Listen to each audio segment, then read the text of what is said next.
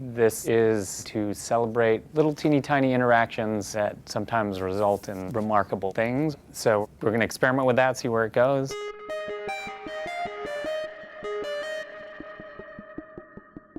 My mom was a fashion executive, and so I thought I wanted to be a fashion executive because that's what my mom did. And I met a gentleman who owned the holding company for her company.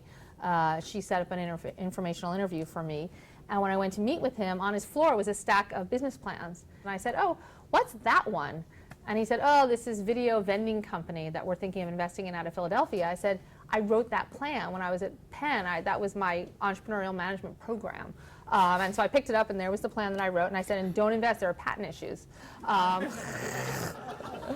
And so he hired me.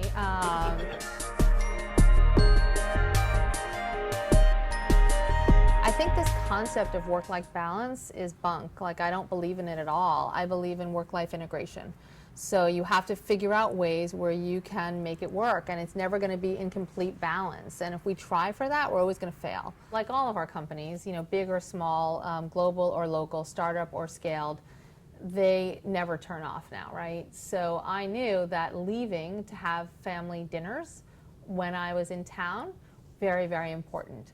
Does that mean that from 9 to 11 from time to time and often I would check in on email, or I would finish up a project, or I would, you know, engage in work? Absolutely. But when you are with your kids, be present, put it away, focus on them. Charlie, our 10-year-old, has a great idea for a new app. We're looking for a developer, and but then we won't get the developer until we cut our deal with Charlie, so that's been a little tough, going back and forth. You know, do we get our money back? And then, you know, first money, you know, we sort of haven't figured it out yet.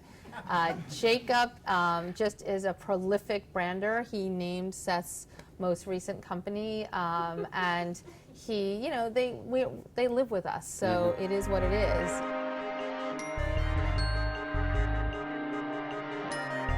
So what I see happening with my own kids, whether it's their obsession with the NFL or whether it's in their own lessons, is that they know how to get information on anything on their own. So what they really want to do is they want to talk to experts, and they want to debate it, and they want to philosophize about it, and they want to dig into it in a new way. And so I can see that being a very important departure from how we have taught and learned in the past.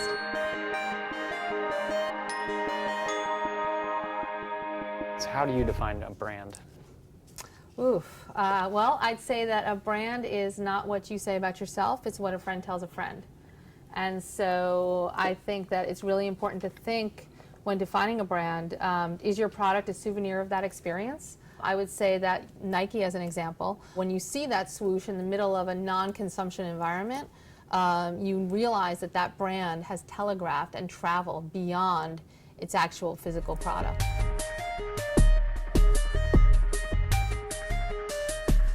I've heard a rumor. Is it true that you coined the phrase social media?